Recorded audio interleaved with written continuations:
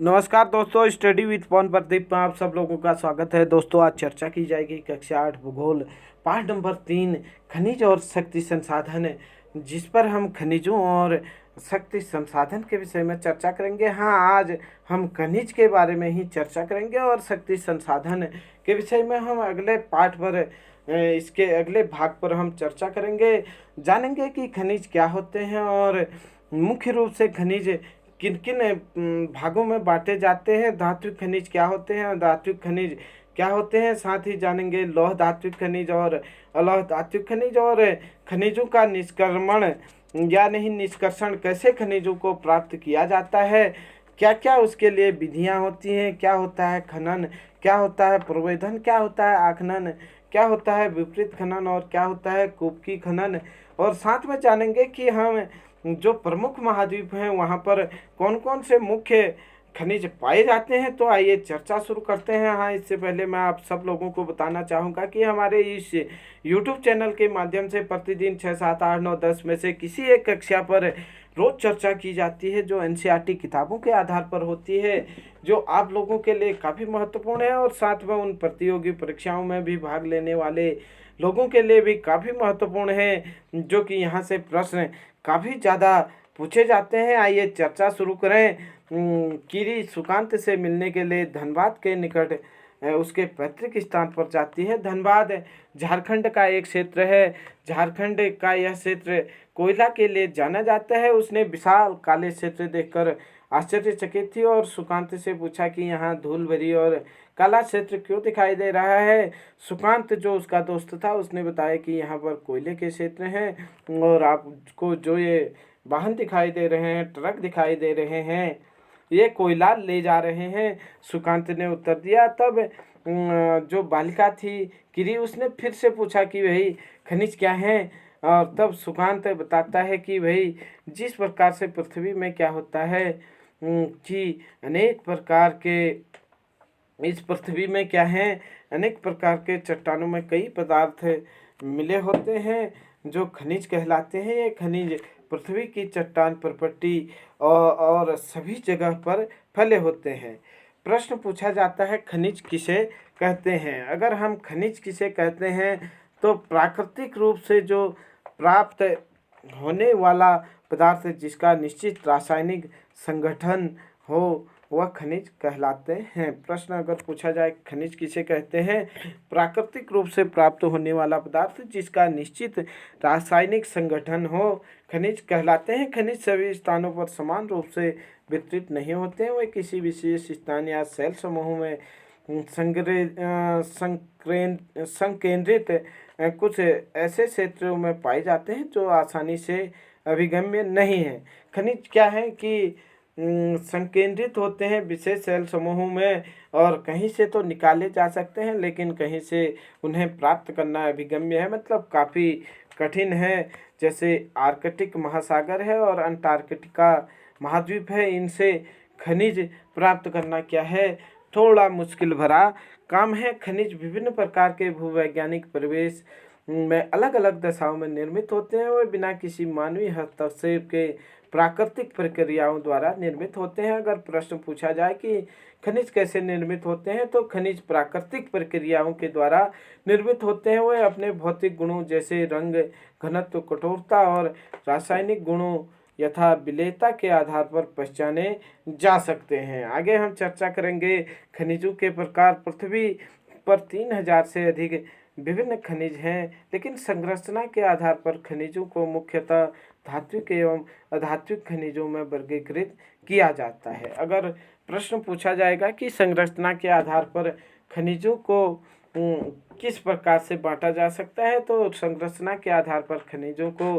धात्विक तथा अधात्विक खनिज के रूप में वर्गीकृत किया जाता है। आप लोग जैसे यहाँ पर देख पा रहे होंगे। अब धात्विक खनिज अगर हम कहें तो धात्विक खनिज वह होते हैं जो जिनकी सतह कठोर होती है, जो ऊष्मा के सुचालक होते हैं। इसमें अगर हम देखें तो लौह अयस्क है और साथ ही साथ बॉक्साइट, मैग्नीज अयस्क कुछ इसके उदाहरण हैं, जबकि खनिजों के उदाहरण है। जबकि धात्विक खनिज में हम देख सकते हैं धात्विक खनिज दो प्रकार के होते हैं। लौह धात्विक खनिज और अलौह धात्विक खनिज। लौह धात्विक खनिज में अगर हम देखें तो लौह अयस्क है, बॉक्साइट है, और साथ ही साथ आपका क्रोमाइट है, ये मैग्नीज है, ये लौह धात्विक खनिज कहलाते हैं। यहाँ पर आप लोगों को लिखा हुआ दिख रहा होगा कि लौह धात्विक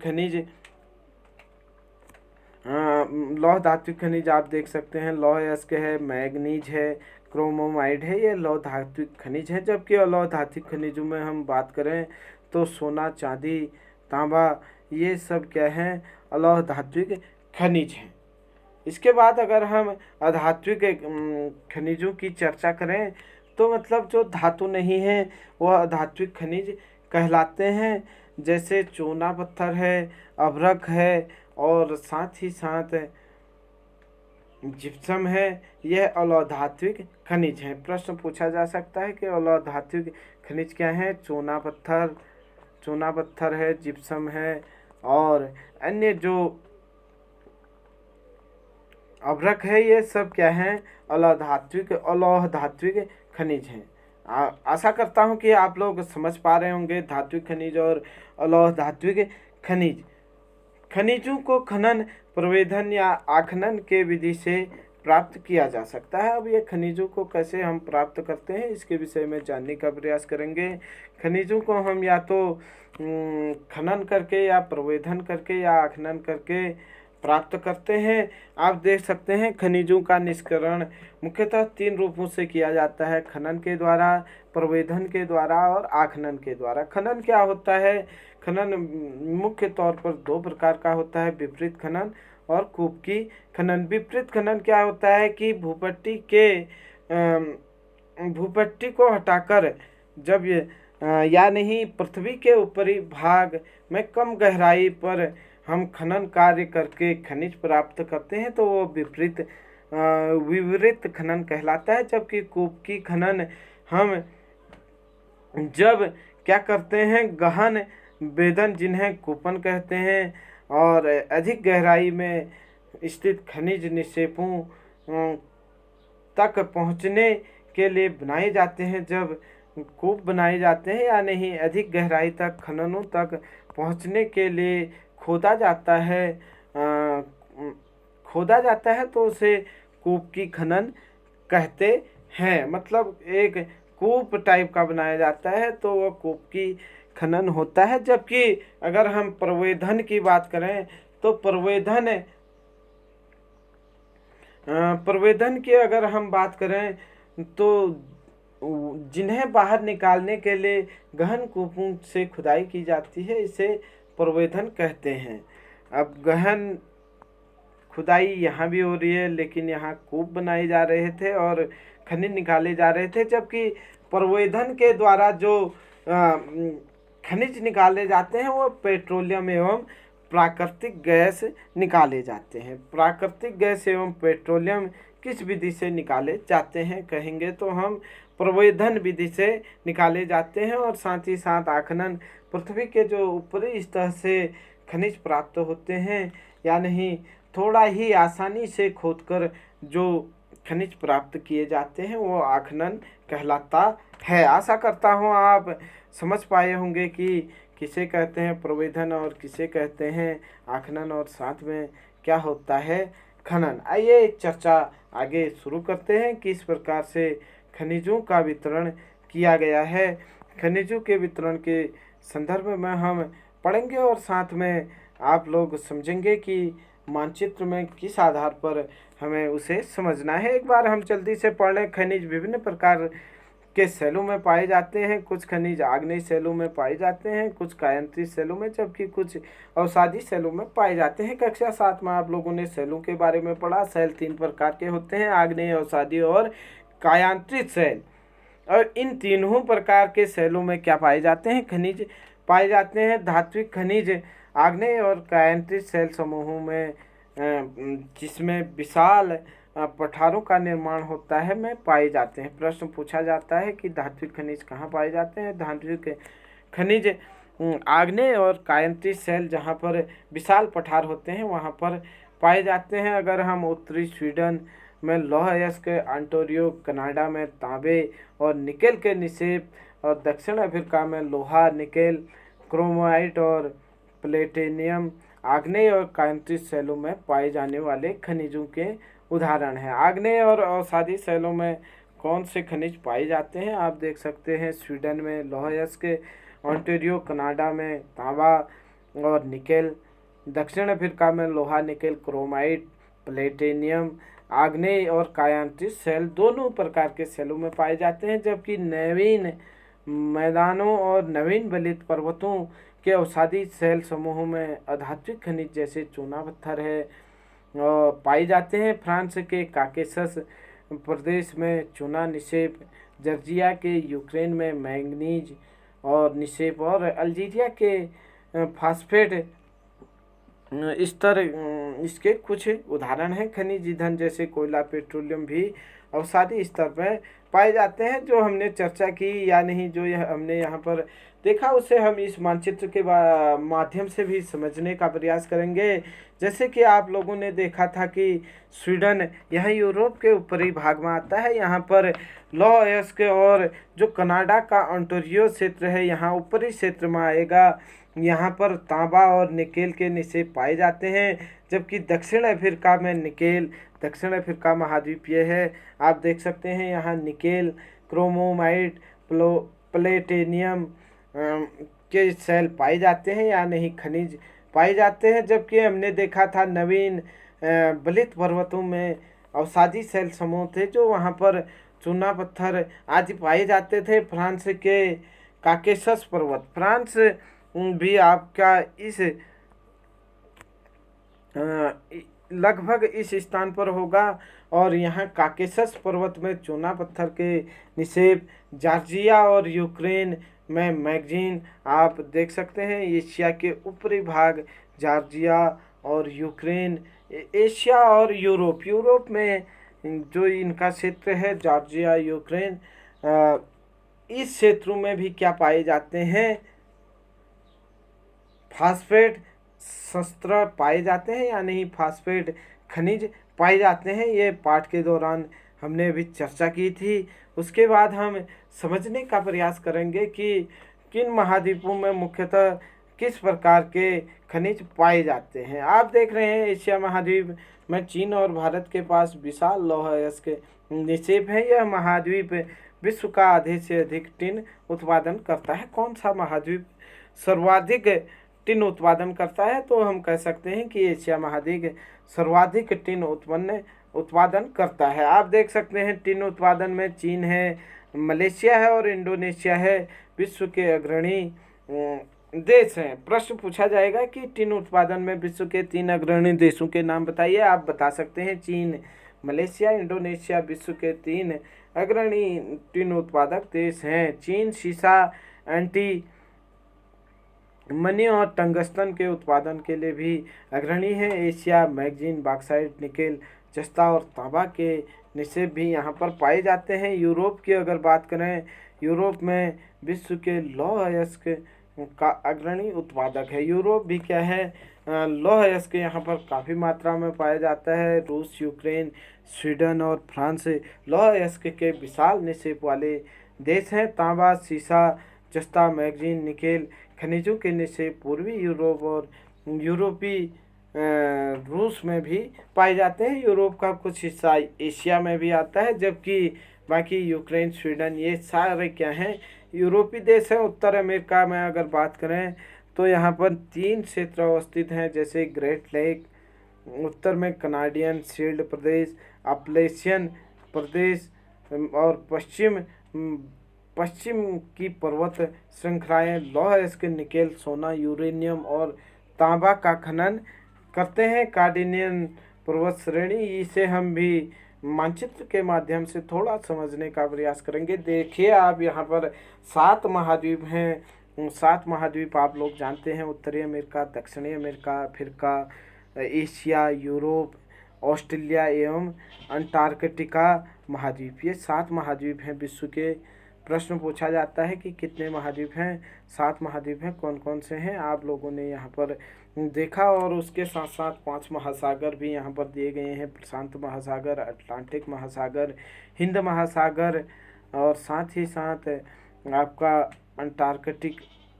आर्कटिक महासागर। तो ये 5 महासागर हैं। जो 5वां महासागर है वो है दक्षिणी महासागर। इनमें कौन कौन से प्रमुख जो धातु पाए जाते हैं उसके विषय में सबसे पहले हमने देखा कि एशिया महाद्वीप जो सबसे बड़ा महाद्वीप है, यहाँ पर चीन देश स्थित है। यहाँ पर विशाल लौह अयस्क हैं। साथ में यहाँ पर भारत आपको दिखाई दे रहा है। यहाँ भी विशाल लौह अयस्क निक्षेपों के बारे में हमने अभी चर्चा की थी। और जो एशिया के 3 प्रमुख देश थे, चीन है और साथ में यहाँ पर मलेशिया और इंडोनेशिया। यहाँ नीचे वाले दक्षिण क्षेत्र में यानी दक्षिण एशियाई क्षेत्रों में जो देश हैं मलेशिया और इंडोनेशिया, इनमें टिन उत्पादन अधिक होता है। साथ ही साथ चीन में हमने देखा था कि टिन है, सीसा है, एंटीमनी है और टंगस्टन के उत्पादन में भी चीन क्या है, अग्रणी देश रहा था करके हमने चर्चा की थी। एशिया में अगर हम बात करें तो जो ये एशिया महाद्वीप है, यहाँ मैग्नीज, बॉक्साइट, निकेल, जस्ता और तांबा के भी निक्षेप पाए जाते हैं। उसके बाद अगर हम बात करें यूरोप महाद्वीप, जो अफ्रीका और एशिया के ऊपर उत्तर में है, या नहीं हम कह सकते हैं अफ्रीका के पूर्वोत्तर में और एशिया के पश्चिम उत्तर में है जो यूरोप महाद्वीप। यहाँ भी लौह अयस्क के विशाल क्षेत्र हैं। यहाँ रूस है, जो यूक्रेन है, स्वीडन है और फ्रांस है। यहाँ लौह अयस्क के विशाल निक्षेप पाए जाते हैं। आप लोगों को जैसे पता है कि मई 2022 में वर्तमान में रूस और यूक्रेन के बीच युद्ध चल रहा है और यूक्रेन की राजधानी जो कीव है, कीव को शहरों की जननी या नहीं शहरों की माँ कहा जाता है। प्रश्न पूछा जाता है कि शहरों की माँ किसे कहा जाता है। कीव को शहरों की माँ कहा जाता है, जो यूक्रेन की राजधानी है। फ्रांस और जो रूस, यूक्रेन, स्वीडन और फ्रांस, ये इन सब क्षेत्रों में लौह अयस्क के क्या पाए जाते हैं, भंडार पाए जाते हैं। तांबा, सीसा, जस्ता, मैग्नीज और निकेल खनिजों के निक्षेप भी यूरोप और यूरोपीय रूस में पाए जाते हैं। ये सब धात्विक खनिज और अधात्विक खनिज यूरोप में भी पाए जाते हैं। उसके बाद हमने देखा था उत्तरी अमेरिका में जो ये ग्रेट लेक है, कनाडा और यूरोप के, इसके उत्तर में कनाडियन शील्ड प्रदेश है, आपलेशियन पर्वत है। और साथ ही साथ यहाँ पर आप देख पा रहे थे पश्चिम की पर्वत श्रृंखलाएँ। यहाँ पर लौह अयस्क, निकेल, सोना, यूरेनियम और तांबा के खान थे या नहीं खनिज थे। और कार्डिनियन शील्ड प्रदेश और कोयले का आपलेशियन प्रदेश में होता है। यहाँ जो आपलेशियन पर्वत है यहाँ पर कोयला पाया जाता है, जबकि पश्चिमी कार्डिलेरा में तांबा, सीसा, जस्ता, सोना और ये सब चीज़ें पाई जाती हैं। इसके पश्चिमी हिस्से पे क्या पाए जाते हैं, तांबा, सीसा, जस्ता और सोना, चांदी। जबकि अगर हम बात करें दक्षिण अमेरिका की, तो दक्षिण अमेरिका में एक प्रसिद्ध देश है ब्राज़ील में लौह अयस्क की जो उच्च कोटि का लौह अयस्क होता है उसका बड़ा उत्पादक देश है। अगर प्रश्न पूछा जाए कि लौह अयस्क के उच्च कोटि का उत्पादक देश कौन है, तो लौह अयस्क के उच्च कोटि का उत्पादक देश ब्राज़ील है, आप कह सकते हैं। और साथ ही साथ हम चर्चा करेंगे कि ब्राज़ील और बोलीविया विश्व में टिन के सबसे बड़े उत्पादक देश हैं। दक्षिण अमेरिका के पास सोना, चांदी, दक्षिणी अमेरिका जो क्षेत्र है यहाँ पर सोना है, चांदी है, जस्ता है, क्रोमियम है, मैग्नीज है, बॉक्साइट है, अभ्रक है, प्लेटिनियम है, एस्बेस्टस है और हीरा के विशाल निक्षेप इन क्षेत्रों में पाए जाते हैं। जबकि खनिज तेल वेनेजुला, अर्जेंटीना, चिली, पेरू, ये सब क्षेत्रों में पाए जाते हैं। ये क्षेत्र दक्षिण अमेरिका के कुछ देश हैं, Venezuela, Argentina, Chile, Peru, Colombia, इन क्षेत्रों में खनिज तेल पाए जाते हैं। उसके बाद हम देखें अफ्रीका महाद्वीप खनिज संसाधनों के आधार पर समृद्ध है, धनी है। यहाँ पर अनेक खनिज संसाधन पाए जाते हैं। हीरा, सोना और प्लेटिनियम विश्व में जो सबसे महंगे क्या कह सकते हैं हम खनिज संसाधन है, उसका सबसे अधिक उत्पादन इसी महाद्वीप में होता है। सबसे अधिक सोना, हीरा और प्लेटिनियम किस महाद्वीप में पाया जाता है, तो वह अफ्रीका महाद्वीप में पाया जाता है। दक्षिण अफ्रीका में जिम्बाब्वे, जायरे विश्व में सोने का सबसे बड़ा भाग उत्पादित करते हैं। दक्षिण अफ्रीका के जो दो देश हैं, जिम्बाब्वे और जायरे, यहाँ पर सोने और हीरे का खनन या नहीं जो खनिज पदार्थ के रूप में उत्पादन होता है वह सबसे अधिक होता है। साथ ही साथ तांबा, लौह अयस्क, क्रोमियम, यूरेनियम, कोबाल्ट और बॉक्साइट दक्षिण अफ्रीका में पाए जाते हैं। दक्षिण अफ्रीका में हमने देखा सोना और हीरा के साथ साथ प्लेटिनियम भी था, और यहाँ पर तांबा, लौह अयस्क और क्रोमियम और यूरेनियम, कोबाल्ट, बॉक्साइट ये सब पाए जाते हैं। नाइजीरिया, लीबिया और अंगोला में तेल के भंडार पाए जाते हैं। यहाँ पर जो दक्षिण अफ्रीका के प्रमुख देश हैं, नाइजीरिया, लीबिया और अंगोला, यहाँ पर तेल पाया जाता है, खनिज तेल पाया जाता है। उसके बाद ऑस्ट्रेलिया महाद्वीप पर अगर हम चर्चा करें तो यह बॉक्साइट का सबसे बड़ा उत्पादक क्षेत्र है। प्रश्न पूछा जा सकता है कि किस महाद्वीप में बॉक्साइट बहुतायत मात्रा में पाया जाता है या सर्वाधिक मात्रा में पाया जाता है, तो हम कह सकते हैं ऑस्ट्रेलिया महाद्वीप बॉक्साइट का सबसे अग्रणी क्षेत्र है या नहीं सब सर्वाधिक पाया जाता है। और ऑस्ट्रेलिया महाद्वीप में बॉक्साइट के साथ साथ सोना, हीरा, लौह अयस्क, टिन, निकेल भी निकाला जाता है, अच्छी मात्रा में निकाला जाता है, इसमें भी ये अग्रणी है। तांबा, सीसा, जस्ता, मैग्नीज में भी यह संपन्न है। पश्चिमी ऑस्ट्रेलिया के काल गुरली और कुलगाड़ी क्षेत्रों में सोने के सबसे बड़े निक्षेप पाए जाते हैं। प्रश्न पूछा जा सकता है कि ऑस्ट्रेलिया के किन क्षेत्रों में सोने के बड़े निक्षेप पाए जाते हैं। काल गुरली और कुलगाड़ी क्षेत्रों में सोने के बड़े निक्षेप पाए जाते हैं। उसके बाद अगर हम देखें अंटार्कटिका महाद्वीप, तो यहाँ पर भी खनिजों का पूर्वानुमान लगाया गया है और माना गया है कि यहाँ पर भूविज्ञान वैज्ञानिकों के द्वारा कि यहाँ पर भी खनिजों के निक्षेप हैं। यहाँ पर तांबा, सीसा, जस्ता, मैग्नीज आदि प्रकार के क्या हैं खनिज हैं। और साथ ही साथ यहाँ पर अगर हम देखें तो जो यहाँ ट्रांस अंटार्कटिक पर्वत में कोयले और पूर्वी अंटार्कटिका में चार्ल्स पर्वत के निकट लोहे के महत्वपूर्ण निक्षेप का पूर्वानुमान किया गया है। जो ट्रांस अंटार्कटिका पर्वत है वहाँ पर आप लोगों का हम कह सकते हैं लोहा हो सकता है, यह पूर्वानुमान भूवैज्ञानिकों ने लगाया है। जबकि इसके जो पूर्व का हिस्सा है जहाँ पर प्रिंस चार्ल्स पर्वत है, यहाँ पर लोहे के मात्रा या नहीं लोहा होने का भी अनुमान लगाया गया है। लौह अयस्क, सोना, चांदी और तेल भी वाणिज्यिक मात्रा में यहाँ पर उपलब्ध है। ये भूवैज्ञानिकों के द्वारा माना गया है और भूवैज्ञानिकों का मानना है। आशा करता हूँ कि आप इस मानचित्र के माध्यम से कुछ न कुछ समझ पाए होंगे, और जो हमने चर्चा की कुछ तो आप लोग पहले ही पढ़ चुके थे और साथ में उसके बाद हम इन सब पर चर्चा किए। आप लोग इसे वीडियो को रोककर या साथ ही साथ आप लोग क्या कहते हैं,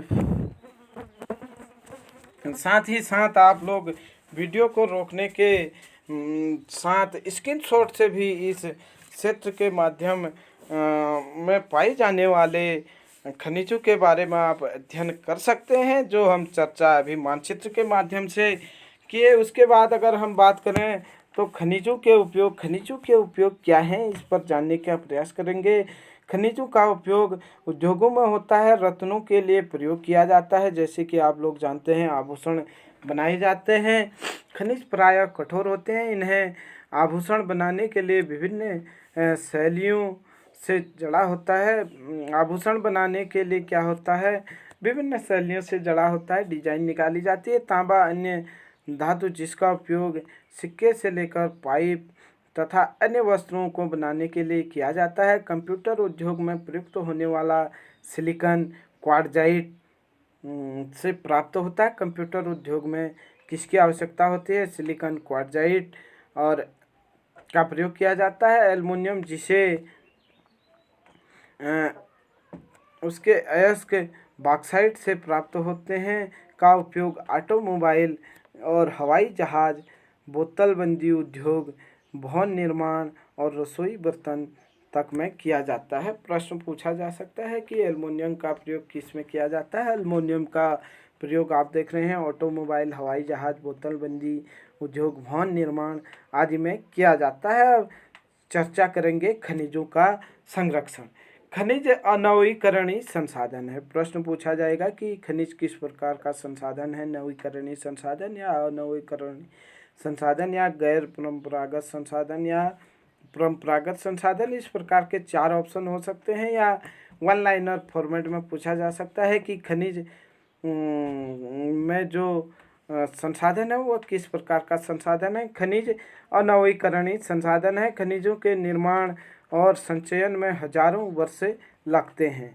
मानवीय उपयोग की दर की तुलना में निर्माण दर बहुत धीमी है। खनन की प्रक्रिया में बर्बादी को घटाना आवश्यक है। धातुओं का पुनर्चक्रण एक अन्य तरीका है जिसे खनिज संसाधनों को संरक्षित किया जा सकता है। आप लोग देख रहे हैं खनिज है, पुनः कम प्रयोग यहाँ पर देख रहे हैं, पुनर्चक्रण है और पुनः प्रयोग हम कर सकते हैं अगर उसे समय दें कि वो दोबारा से बने। लेकिन अगर हम आवश्यकता से अधिक उसका उपयोग करने लगे और बर्बाद करने लगे तो ये सब प्रक्रिया पुनर्चक्रण, पुनः उपयोग करना क्या हो जाएगा, थोड़ा हमारे लिए मुश्किल हो जाएगा, क्योंकि वो चीज़ फिर से तैयार नहीं होगी। हमने देखा कि कई साल, उसमें हजारों साल लग जाते हैं फिर से बनने के लिए। शनि की माँ अपने दिन की शुरुआत, इसके विषय में अगर हम बात करें शक्ति संसाधन के विषय में हम अगले भाग में इसके चर्चा करेंगे। आशा करता हूँ कि आप लोग खनिज के बारे में समझ पाए होंगे और अगर थोड़ा बहुत कम भी समझ पाए हैं तो आप इस पाठ के जो अंत में प्रश्न उत्तर होंगे उन्हें देखेंगे तो आप लोग बड़ी आसानी से वहाँ पर करेंगे। आप लोगों को तब पता लगेगा कि हम इसे काफ़ी पहले से काफ़ी आसानी से समझे हुए थे। आप लोग हमारे साथ जुड़कर पढ़ाई करते रहिए और अगर आप लोगों को अच्छा लगे तो लाइक, शेयर, कमेंट करना ना भूलें। जय हिंद, जय भारत।